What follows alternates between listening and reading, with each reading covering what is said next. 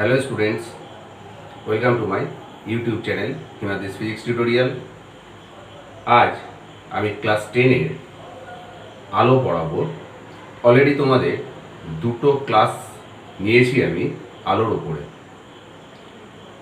আজ আমি তোমাদের পড়াবো আলোর রিফ্র্যাকশন বা প্রতিসরণ। আগের দুটো ক্লাসে আমি তোমাদের পড়িয়েছিলাম বক্রতলে আলোর প্রতিফলন এবং তার ব্যবহার। আজকে পড়াবো আলোর প্রতিসরণ। তাহলে চলো আজকের ক্লাস শুরু করা যাক। তো ছাত্ররা, আজকে আমি পড়াবো আলোর প্রতিসরণ। এই আলোর প্রতিসরণ যেটা পড়াবো, এই ভিডিওটা আমি আগে করেছিলাম, সব লিখে লিখে তখন করছিলাম, কিন্তু টেকনিক্যাল কোনো ফল্টের জন্য সেটা আমি আপলোড করতে পারিনি। তাই এখন যেটা পড়িয়েছিলাম সেটাতেই তোমাদের বুঝিয়ে এই ভিডিওটা তৈরি করছি। তা আলোর প্রতিসরণ বিষয়টা কি? বিষয়টা হচ্ছে, আলো যখন এক মাধ্যম থেকে অপর কোনো মাধ্যমে প্রবেশ করে তখন, মানে এক সমসত্ব মাধ্যম থেকে অপর কোনো সমসত্ব মাধ্যমে যখন প্রবেশ করে তখন দেখা যায় যে আলোকরশ্মি অভিমুখ পরিবর্তন করে দ্বিতীয় মাধ্যমে প্রবেশ করছে। এই ঘটনাটাকে বলা হয় আলোর প্রতিসরণ। বিষয়টা কি বোঝা গেল? বুঝতে না পারলে আমাকে অবশ্যই কমেন্ট সেকশানে কমেন্ট করে জানাবে। তো দেখো, তাহলে সংজ্ঞা দেবো কী করে। অ্যাকচুয়ালি আলোর প্রতিসরণ ঘটনাটা কেন ঘটছে?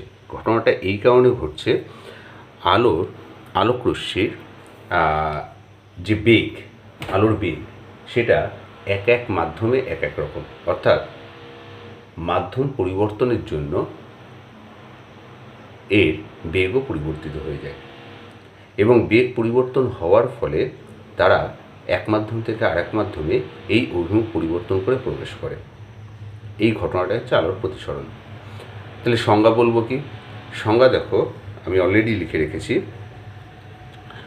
আলো এক সমসত্ব মাধ্যম থেকে অপর আর এক সমসত্ব মাধ্যমে প্রবেশ করলে আলোর অভিমুখের পরিবর্তন ঘটে। এই ঘটনাটাকে আলোর প্রতিসরণ বলা হয়। বোঝা গেল? দেখো, আলোর প্রতিসরণের একটা ছবি আমরা অলরেডি এঁকে রেখেছি। এটা কীরকম দেখো, আলোকরশ্মি এই এও পথে আসছে এবং ওবি পথে প্রতিষ্ঠিত হচ্ছে। এক নম্বর মাধ্যমে এও পথে এসছে, দুই নম্বর মাধ্যমে ওবি পথে প্রতিষ্ঠিত হয়েছে।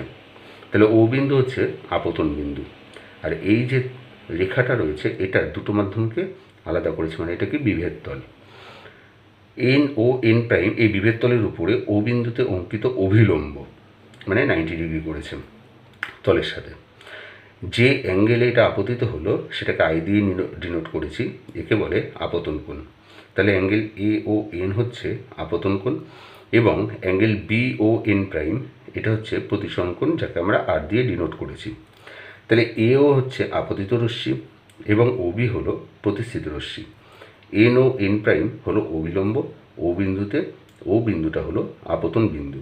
অ্যাঙ্গেল এ ও এন হচ্ছে আপতন কোণ I, angle B O N dash বা এন প্রাইম হচ্ছে প্রতিষ্ঠিত কোণ বা প্রতিসরণ কোণ আর। এখানে দেখো আই গ্রেটার দ্যান আর হয়েছে। তাহলে আই যদি গ্রেটার দ্যান আর হয়, অর্থাৎ আই হচ্ছে আরের থেকে বড়, তাহলে এই ক্ষেত্রে এক নম্বর মাধ্যমটা হচ্ছে লঘু মাধ্যম, দুই নম্বর মাধ্যমটা হচ্ছে ঘন মাধ্যম। তাহলে মাধ্যম দুই প্রকার দেখলাম, একটা হচ্ছে লঘু মাধ্যম আর একটা ঘন মাধ্যম। ঘন মাধ্যম কাকে বলবো আমরা আরেকটু পরে আরেকটা জিনিস জানবো, সেটা হচ্ছে প্রতিসারাঙ্ক। ঘন মাধ্যম হচ্ছে যে মাধ্যমের প্রতিসারাঙ্ক বেশি তাকে বলা হবে ঘন মাধ্যম, যে মাধ্যমের প্রতিসারাঙ্ক কম তাকে বলা হবে লঘু মাধ্যম। ব্যাপারটা বোঝা গেল আশা করি। প্রতিসারাঙ্কটা একটু পরে বোঝাচ্ছি। এবার দেখো, উল্টো ব্যাপারটা এঁকেছি, অর্থাৎ আলোকরশ্মি এবার ঘন মাধ্যম থেকে লঘু মাধ্যমে প্রতিষ্ঠিত হচ্ছে। তাহলে এই এক নম্বর মাধ্যমটা হচ্ছে এখন ঘন মাধ্যম এবং দুই নম্বর মাধ্যমটা হচ্ছে লঘু মাধ্যম। আলোকরশ্মি যথারীতি এও পথে আসছে এবং ওবি পথে বেরোচ্ছে। এখন দেখো আই লেস দ্যান আর, এখানে আর এর ভ্যালু আই, এখানে আই লেস দ্যান দেখো আর, অর্থাৎ আর এর ভ্যালু এক্ষেত্রে বেশি। কারণ লঘু মাধ্যমে যখন আলোকরশ্মি প্রবেশ করে তখন সেটা অভিলম্ব থেকে দূরের দিকে সরে যায়, এবং ঘনমাধ্যমের ক্ষেত্রে আলোক রশ্মি অভিলম্বের দিকে বেঁকে যায়। এর জন্যই ঘনমাধ্যমের দিকে যে কোণটা থাকে সেটা কম হয়, এবং লঘু মাধ্যমের দিকে যে কোণটা তৈরি হয় সেটা বড় হয়। আশা করি বুঝতে পেরেছ। এবার আমরা করব প্রতিসরণের সূত্র। তা প্রতিসরণের সূত্র যেটা, দুটো সূত্র আছে। সূত্রগুলি কি কি দেখো, আমরা একটু দেখে নেব। প্রথমে হচ্ছে প্রথম সূত্র বলছে আপতিত রশ্মি, প্রতিস্থিত রশ্মি এবং আপতন বিন্দুতে অঙ্কিত অভিলম্ব একই সমতলে থাকবে। তা এই ওপরের ছবিটা থেকেই দেখো, এ হচ্ছে আপতিত রশ্মি, অভি হচ্ছে প্রতিস্থিত রশ্মি, এবং এন ও এন প্রাইম হচ্ছে অঙ্কিত অভিলম্ব। তো দেখো এরা সবাই, অর্থাৎ অভিলম্ব, আপতিত রশ্মি এবং প্রতিস্থিত রশ্মি সবাই এই খাতার পাতার তলে রয়েছে। তাহলে এরা একই তলে আছে। এটাই হচ্ছে প্রথম সূত্র ব্যাখ্যা। এবার দেখো দ্বিতীয় সূত্র বলছে দুটি নির্দিষ্ট মাধ্যম ও নির্দিষ্ট রঙের আলোর ক্ষেত্রে আপতন কোণের সাইন ও প্রতিসরণ কোণের সাইনের অনুপাত ধ্রুবক। এই যে ধ্রুবক, সেটাকে মিউ দিয়ে ডিনোট করা হয়। এটা একটা ছোট ইউ লিখে দেখো নিচের দাগটা, প্রথম লাইন যেটা আছে তার দাগটাকে একটু নিচের দিকে নামিয়ে দেওয়া হয়েছে। এর উচ্চারণ হয় মিউ। তা বলা হচ্ছে যে এইটা বিষয়টা কীরকম, এটাকে স্নেলের সূত্রও বলা হয়। বিজ্ঞানী স্নেলের নাম অনুযায়ী তিনি এটা আবিষ্কার করেছিলেন বলে।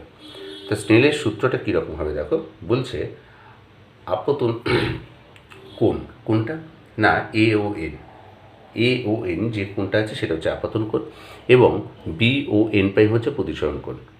বলা হচ্ছে এই আপাতন কোণের সাইন মানে সাইন আই বাই সাইন আর এবং প্রতিসরণ কোণের সাইনের অনুপাত ধ্রুবক মানে সেই ধ্রুবকটাকে আমরা বলেছি মিউ কি না, প্রথম মাধ্যম অর্থাৎ যে মাধ্যম থেকে আলোক রশ্মি আসছে সেই মাধ্যমের সাপেক্ষে দ্বিতীয় মাধ্যমের প্রতিসারাঙ্ক। আশা করি বিষয়টা বোঝা যাচ্ছে। তাই এই সাইন আই সাইন আর এগুলি কিন্তু তোমরা করবে এর পরে যখন তোমরা ত্রিকোণমিতি করবে ক্লাস 10-এই, তখন তোমরা এগুলি সাইন কস ট্যান সমস্ত কিছুই শিখবে। তা আমরা এখানে দেখছি কি বলা হচ্ছে ব্যাখ্যাটায়, sine i by sine r equal to ধ্রুবক, যাকে আমরা মিউ দিয়ে ডিনোট করেছি। মিউটা কি না, বলেছে কি যে মাধ্যম থেকে আসছে অর্থাৎ প্রথম মাধ্যম সাপেক্ষে যে মাধ্যমে যাচ্ছে অর্থাৎ দ্বিতীয় মাধ্যমের প্রতিসারাঙ্ক। তাহলে এক মাধ্যম সাপেক্ষে আরেক মাধ্যমের প্রতিসারাঙ্ক মানে বিষয়টা এখানে নিশ্চয়ই কিছু একটা আছে। আমরা প্রতিসারাঙ্ক কাকে বলেছি না, ওই ধ্রুবকটা মিউ যাকে বলেছি তাকে বলেছি প্রতিসারাঙ্ক। এই প্রতিসারাঙ্ক শূন্য মাধ্যম বা বায়ু মাধ্যমে প্রতিসারাঙ্ককে 1 ধরা হয়। অ্যাকচুয়ালি বায়ু মাধ্যমের প্রতিসারাঙ্ক একটু বেশি হয় একের তুলনায়, কিন্তু সেটা প্রায় একের কাছাকাছি বলে তাকেও আমরা শূন্য মাধ্যম এবং বায়ু মাধ্যমের প্রতিসারাঙ্ককে একই ধরি। এবার এই প্রতিসারাঙ্ক সাধারণত 2 ধরনের হয়। একটা হচ্ছে পরম প্রতিসারাঙ্ক আর একটা আপেক্ষিক প্রতিসারাঙ্ক। তাহলে পরম প্রতিসারাঙ্ক বিষয়টা কি? পরম প্রতিসারাঙ্ক হচ্ছে শূন্য মাধ্যম বা বায়ু মাধ্যমের সাপেক্ষে যে কোনো একটা মাধ্যমের যদি প্রতিসারাঙ্ক আমরা বার করি তো তাকে আমরা বলবো ওই মাধ্যমের পরম প্রতিসারাঙ্ক। কি বললাম? কোনো একটি মাধ্যমের পরম প্রতিসারাঙ্ক হচ্ছে ওই মাধ্যমের প্রতিসারাঙ্ক বার করছি কার সাপেক্ষে না, শূন্য মাধ্যম বা বায়ু মাধ্যমের সাপেক্ষে। আশা করি বোঝা গেল। যেমন ধরো এখানে একটা দিয়েছি দেখো জলের প্রতিসারাঙ্ক, একে মিউ ডব্লু দিয়ে ডিনোট করে, সাফিক্সে দেখো ডব্লু আছে, ইকুয়াল টু 1.33 বা 4/3। তার মানে কি? তার মানে হচ্ছে বায়ু মাধ্যম বা শূন্য মাধ্যমের সাপেক্ষে জলের প্রতিসারাঙ্ক 1.33। এটা হচ্ছে জলের পরম প্রতিসারাঙ্ক। ঠিক তেমনি কাচের সাধারণত বিভিন্ন প্রকার কাচ হয়, সেই কাচের এক এক রকমের প্রতিসারাঙ্ক হয়। আমি ইন জেনারেল স্বচ্ছ যে কাচ আছে সেই কাচের প্রতিসারাঙ্ক বলছি 1.5 ধরা হয়। তার মানে কি শূন্য মাধ্যম বা বায়ু মাধ্যমের সাপেক্ষে কাচের প্রতিসারাঙ্ক 1.5 বা 3/2। নিশ্চয়ই বোঝা গেল। চলো এবার পরম প্রতিসারাঙ্ক করেছি, এবার আপেক্ষিক প্রতিসারাঙ্ক করব। দেখো আপেক্ষিক প্রতিসারাঙ্ক। এবার আপেক্ষিক প্রতিসারাঙ্ক কি না, যে কোনো একটি মাধ্যমের প্রতিসারাঙ্ক অর্থাৎ সেটা শূন্য মাধ্যম বা বায়ু মাধ্যম বাদ দিয়ে যে কোনো একটি মাধ্যমের সাপেক্ষে অন্য কোনো একটা মাধ্যমের প্রতিসারাঙ্ক যদি বার করি তাকে বলা হবে আপেক্ষিক প্রতিসারাঙ্ক। কার না, প্রথম মাধ্যম সাপেক্ষে দ্বিতীয় মাধ্যমের প্রতিসারাঙ্ক। আরেকবার বলি, কোনো একটি মাধ্যম সাপেক্ষে আরেকটি মাধ্যমে প্রতিসারাঙ্ক বার করেছি। তাহলে এই যে দ্বিতীয় মাধ্যমে প্রতিসারাঙ্ক বার করলাম, এটা হবে ওই দ্বিতীয় মাধ্যমের আপেক্ষিক প্রতিসারাঙ্ক। কার সাপেক্ষে? না, প্রথম মাধ্যমের সাপেক্ষে। আশা করি বোঝা গেল। এখানে দেখো একটা ছবি এঁকেছি বোঝানোর জন্য। এ ও আপতিত রশ্মি ও বিপ্রতিষ্ঠিত রশ্মি। 1 নম্বর মাধ্যম এটা, 2 নম্বর মাধ্যম এটা। 1 নম্বর মাধ্যমের প্রতিসারাঙ্ক μ1, 2 নম্বর মাধ্যমের প্রতিসারাঙ্ক μ2। তার মানে এগুলি হচ্ছে 1 নম্বর এবং 2 নম্বর মাধ্যমের পরম প্রতিসারাঙ্ক। তা এই যে পরম প্রতিসারাঙ্ক আছে, এবার আমি যদি প্রথম মাধ্যম সাপেক্ষে দ্বিতীয় মাধ্যমের প্রতিসারাঙ্ক বার করি, অর্থাৎ আপেক্ষিক প্রতিসারাঙ্ক 1 নম্বরের সাপেক্ষে 2 নম্বর, তাহলে সেটা আমরা লিখব কী করে? 1 নম্বর মাধ্যমের সাপেক্ষে 2 নম্বর মাধ্যমের আপেক্ষিক প্রতিসারাঙ্ক হবে 1μ2। কীভাবে লিখলাম? মিউ হচ্ছে প্রতিসারাঙ্ক, এই 1টা যেটা আমরা লিখেছি সেটা হচ্ছে যার সাপেক্ষে করছি সেটা, আর যার আপেক্ষিক প্রতিসারাঙ্ক বার করছি সেটা থাকবে পরে। Is it clear? প্রথমে যেটা আছে তার সাপেক্ষে করব, পরে যেটা আছে তার বার করব প্রতিসারাঙ্ক। তাহলে 1μ2, এই দুটোই দেখো, 1টা আছে প্রিফিক্সে, μ2টা আছে সাফিক্সে মিউয়ের। বোঝা গেল? ইকুয়াল টু μ2/μ1, যার সাপেক্ষে হবে তার প্রতিসারাঙ্ক থাকবে নিচে, যার বার করব তারটা উপরে। বিষয়টা কীরকম দেখো, তুমি ধরো স্কুলের অঙ্ক পরীক্ষায় 100-র ভেতরে 95 পেয়েছো, তা সেটা কীভাবে লেখা হয়? 95/100। কেন এইভাবে লেখা হচ্ছে? না, যার সাপেক্ষে তুমি বার করছো, অর্থাৎ কততে পরীক্ষা হয়েছে? 100-এ, তাহলে সেটা থাকবে নিচে। কার বার করেছো? না, তোমার অঙ্কের কত ভ্যালু হয়েছে, অঙ্কের পারফরমেন্স কত সেটা বের করেছো, অর্থাৎ 95 তুমি পেয়েছো, তাহলে যেটা পেয়েছো সেটার ওপরে রয়েছে, আর যার ভেতরে অর্থাৎ যতর ভেতরে পেয়েছো, যার সাপেক্ষে পরীক্ষা দিয়েছিলে সেটা নিচে আছে। এখানেও আমরা তাই করব, যার সাপেক্ষে বার করব সেটা নিচেই থাকবে, যার বার করব সেটা ওপরে থাকবে। ফলে পাচ্ছি কি আমরা? μ2/μ1। কার? না, 1μ2। তো এবার দেখো, একই জিনিস যদি 2 নম্বর মাধ্যম সাপেক্ষে 1 নম্বর মাধ্যমে প্রতিসারাঙ্ক বার করি, তাহলে দেখো প্রেফিক্সে কে থাকবে? যার সাপেক্ষে করছি 2, মিউ যার করছি সে থাকবে সাফিক্সে। তাহলে ইকুয়াল টু কত হবে? সাফিক্সে যে আছে সে থাকবে ওপরে, প্রেফিক্সে যার সাপেক্ষে করছি তার প্রতিসারাঙ্ক নিচে, তাহলে μ1/μ2 হবে। বিষয়টা বোঝা গেল? এবার ধরো এই দুটো ইকুয়েশনকে আমি গুণ করছি। সাপোজ এই ইকুয়েশনটাকে 1 নম্বর নামকরণ করলাম, এই ইকুয়েশনটাকে 2 নম্বর নামকরণ করলাম। এবার দেখো, যদি আমি 1 × 2 করি, জাস্ট 1 × 2 করে পাই, যদি গুণ করি দেখো 1μ2 × 2μ1 দাঁড়াচ্ছে, ইকুয়াল টু 1μ2 মানে কত? μ2/μ1 বসালাম, 2μ1 মানে কত? μ1/μ2 বসালাম। দেখো μ1 μ2 বা μ2গুলি এগুলি সব কেটে যাচ্ছে, কেটে গেলে কত আসছে ডান দিকে? 1। তাহলে 1μ2 × 2μ1 ইকুয়াল টু দাঁড়াচ্ছে 1। দেয়ারফোর 1μ2 ইকুয়াল টু কত? এটা গুণ আকারে থাকলে এদিকে গেলে ভাগ হবে, 1/2μ1।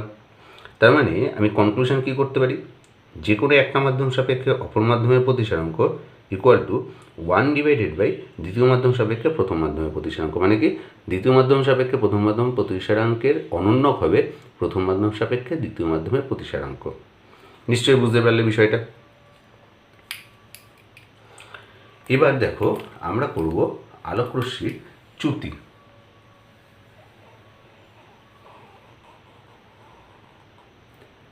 চ্যুতি বা ডেভিয়েশন বা বিচ্যুতি, বাংলাতে তুমি চ্যুতিও বলতে পারো, বিচ্যুতিও বলতে পারো, ইংরেজিতে একে বলে ডেভিয়েশন। এটা দেখো ডেল্টা দিয়ে ডিনোট করা হয়। এই যে সাইনটা আছে এই সাইনটাকে বলা হয় ডেল্টা, ডেল্টা দিয়ে ডিনোট করা হয়। তা প্রথমে আমরা অ্যাকচুয়ালি চ্যুতি কোণ বা চ্যুতি বিষয়টা কী দেখো। আলোকরশ্মি একটা মাধ্যম থেকে আরেকটা মাধ্যমে যখন প্রবেশ করেছে তখন অভিমুখ পরিবর্তন করে প্রকাশ করেছে। তা আলোকরশ্মি প্রথম মাধ্যমে যে পথে আসছিল সেই পথ বরাবর যাওয়ার কথা ছিল, না গিয়ে অন্য একটা পথ বরাবর যাচ্ছে। তাহলে যে পথে যাচ্ছে আর যেখান থেকে যাওয়ার কথা ছিল এই দুই রেখার মধ্যবর্তী কোণ যেটা হবে সেটাকেই আমরা বলবো চ্যুতিকোণ। বোঝা গেল? চ্যুতিকোণ তার মানে কি? যত কোণে বিচ্যুত হয়েছে, আলোকরশ্মি যাওয়ার কথা যে ছিল যেদিকে, না গিয়ে অন্যদিকে গেছে, তাহলে কতটা বিচ্যুত হয়েছে, কত কোণে বিচ্যুত হয়েছে। তাহলে প্রথমে বার করব যদি আলোকরশ্মি লঘু মাধ্যম থেকে ঘন মাধ্যমের দিকে প্রতিসৃত হয়। তাহলে প্রথমে করব লঘু মাধ্যম হতে ঘন মাধ্যমে প্রতিসরণের ক্ষেত্রে। লঘু মাধ্যম থেকে এও পথে আলোকরশ্মি এসছে এবং প্রতিসৃত হয়েছে ও বি পথে। তাহলে এর যাওয়ার কথা ছিল এও পথে যেটা আসছিল সেটা ওসি বরাবর যাওয়ার কথা ছিল, না গিয়ে ও বি বরাবর গেছে। তাহলে এই বিওসি যে অ্যাঙ্গেলটা তৈরি হয়েছে বিওসি সেটাই তাহলে এত কোণে বিচ্যুত হয়েছে, অর্থাৎ ডেল্টা এটা। এবার দেখো আপতন কোণ হচ্ছে এ ও এন এবং প্রতিসরণ কোণ হচ্ছে এন প্রাইম ও বি বা বি ও এন প্রাইম, যা খুশি বলো। আর লক্ষ্য করে দেখো এন ও এন প্রাইম এবং এ ও সি রেখাদ্বয় পরস্পরকে ছেদ করেছে। তো রেখাদ্বয় যদি পরস্পরকে ছেদ করে তাহলে দেখো angle A O N equal to angle C O N, মানে কি বিপরীত কোণ। Angle A O N equal to angle C O N dash equal to এটা কি বিপরীত কোণ বলে সমান হয়েছে।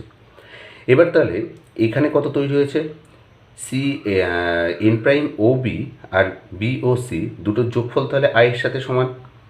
তার মানে আই ইকুয়াল টু দাঁড়াচ্ছে আর প্লাস ডেল্টা। তাহলে ডেল্টা ইজ ইকুয়াল টু কত, এটা দিয়ে গেলে মাইনাস হবে, আই মাইনাস আর। তাহলে আপাতন কোণ মাইনাস প্রতিসরণ কোণই হচ্ছে এখানে ডেল্টার ভ্যালু, অর্থাৎ ডেল্টা মানে কি চ্যুতিকোণ, তার মান। এবার আলোকরশ্মি যদি ঘন মাধ্যম হতে লঘু মাধ্যমে যায় তাহলে কি হবে, দেখো আলোকরশ্মি এও পথে আসলো ঘন মাধ্যম থেকে এবং লঘু মাধ্যমে ওবি পথে প্রতিষ্ঠিত হলো।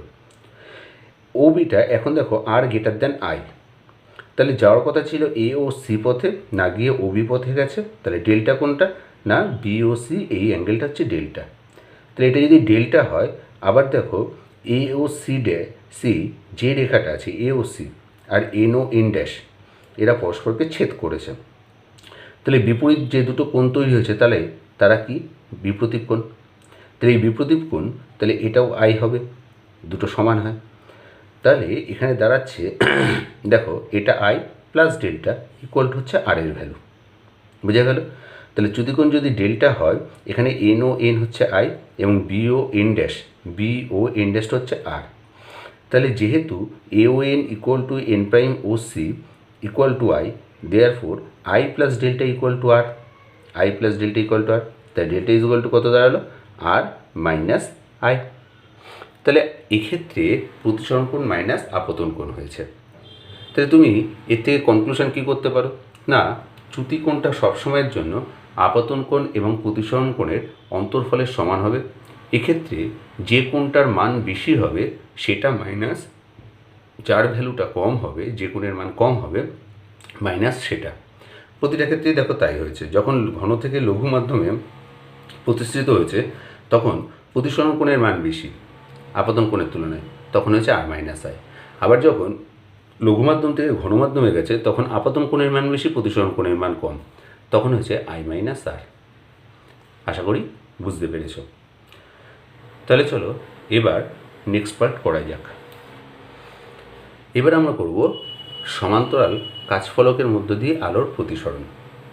একটা সমান্তরাল কাচের ফলক জেনারেলি আয়ত ঘন হয়, অর্থাৎ সেটা কীরকম হয়, এই একটা তল, এই একটা তল, এদিকে একটা তল, এদিকে একটা তল, উপর নিচে দুটো তল, অর্থাৎ টোটাল 6টা তল রয়েছে। প্রত্যেকটা তল পরস্পরের সমান্তরাল এবং সমান, বোঝা গেল। তাই এই প্রকার এটা 3 ডাইমেনশনাল পিকচার, অর্থাৎ ত্রিমাত্রিক দেশে আছে। আমরা 2 ডাইমেনশনালি এর একটা ছেদ নিয়ে দেখাবো যে কীরকমভাবে আলোকরশ্মি আপতিত হচ্ছে এবং প্রতিষ্ঠিত হচ্ছে। ধরে নিই এই যে মাধ্যমটা আছে এই মাধ্যমটা বায়ু এবং অন্তিম যে মাধ্যম আছে সেটাও বায়ু, আর মাঝের যে অংশটা আছে অর্থাৎ যেখান থেকে আলোর প্রতিসরণ হচ্ছে সেটা একটা সমান্তরাল কাচের ফলক। তার মানে এই কাচের ফলকের ওপরের এবং নিচের বা এই সাইডের প্রত্যেকটা তল পরস্পর সমান এবং সমান্তরাল, এটার সাথে এটা সমান, আবার এটার সাথে এটা সমান ও সমান্তরাল। এবার দেখো আলোকরশ্মি মনে করি পি কিউ পথে আসছে, এসে তাহলে এটা লঘু মাধ্যম বায়ু, কাঁচ ঘন মাধ্যম, তাহলে কী হবে, অবিলম্বের দিকে আলোকরশ্মি বেঁকে গিয়ে এই প্রতিষ্ঠিত হলো। এবার এখানে আর একটা অভিলম্ব টানলাম, এখানেও কারণ প্রতিসরণ ঘটবে। কাছ থেকে এবার বায়ুতে আসলে ঘন থেকে লঘু মাধ্যমে যাচ্ছে, অবিলম্ব থেকে দূরের দিকে সরে যাচ্ছে। এখানে আমাদের প্রমাণ্য বিষয় যেটা সেটা হচ্ছে আপতিত রশ্মি এবং প্রতিষ্ঠিত রশ্মি পরস্পর সমান্তরাল। তা পরস্পর যদি সমান্তরাল হয় তাহলে দেখো এখন এই রেখাটা এবং এই রেখাটা পরস্পর সমান্তরাল, এই দুটো রেখার উপরে তাহলে যদি অভিলম্ব টানি, সেই অভিলম্ব দুটো তাহলে পরস্পর সমান্তরাল হবে। এবার এই যে কিউ আর পথে আলোকরশ্মি আসছে সেটা তাহলে এই দুটো অভিলম্বকে কাট করেছে যথাক্রমে কিউ এবং আর বিন্দুতে। তাহলে দেখো এই রেখা সমান্তরাল, এটা ভেদক, তাহলে এই কোণটা আর এই কোণটা একান্তর কোণ, তাহলে একান্তর কোণ আমরা জানি সমান হয়, তাহলে এটা যদি R1 হয় তাহলে এটাও হবে R1। বোঝা গেল? এবার ধরে নিলাম যে বায়ু সাপেক্ষে কাঁচের প্রতিসারাঙ্ক হচ্ছে মিউ। সুতরাং কাঁচ সাপেক্ষে বায়ু প্রতিসারাঙ্ক কত হবে না 1/μ, কারণ আমরা জানি এক মাধ্যম সাপেক্ষে আর এক মাধ্যমের প্রতিসারাঙ্ক ইকুয়াল টু 1/, দ্বিতীয় মাধ্যম সাপেক্ষে প্রথম মাধ্যমের প্রতিসারাঙ্ক। তাহলে এখানেও সেটাই করেছি। এবার প্রমাণ করব।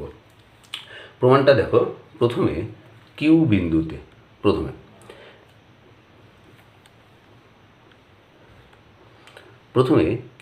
দেখো, কিউ বিন্দুতে কী আসছে? আপতন কোণ I1, প্রতিসরণ কোণ R1। তাহলে স্নেলের সূত্র হতে পারে কি? sin I1 by sin R1 equal to বায়ু সাপেক্ষে কাচের প্রতিসরাঙ্ক কত? মিউ। 1 নম্বর ইকুয়েশন। এবার আর বিন্দুতে দেখব। আর বিন্দুতে আপতন কোণ কত? আপতন কোণ হচ্ছে R1 এবং প্রতিসরণ কোণ কত? I2 ধরেছি। তাহলে sin R1 by sin I2 equal to কত দাঁড়াবে? ইকুয়াল টু দেখো 1/μ। কারণ কেন? যেহেতু এখন কাঁচ থেকে বায়ুতে আসছে তাহলে তার প্রতিসরাঙ্ক উল্টে যাবে, অনন্যক হবে, 1/μ হবে। এটাকে 2 নম্বর দিলাম, যেহেতু 1μ2 ইকুয়াল টু 1/2μ1। বোঝা গেল? এবার এই 1 নম্বর ইকুয়েশন এবং 2 নম্বর ইকুয়েশনকে সিম্পল গুণ করে দিলাম। তাহলে গুণ করে দিলে দেখো কি দাঁড়াচ্ছে। তাহলে 1 × 2 করে পাই sin I1 by sin R1, 1 নম্বর ইকুয়েশন, ইন্টু দ্বিতীয় নম্বর ইকুয়েশন থেকে কী পাচ্ছি না sin R1 by sin I2 equal to, এই জায়গায় ছিল ডান দিকে মিউ, ইন্টু 1/μ, দুটো গুণ করলাম।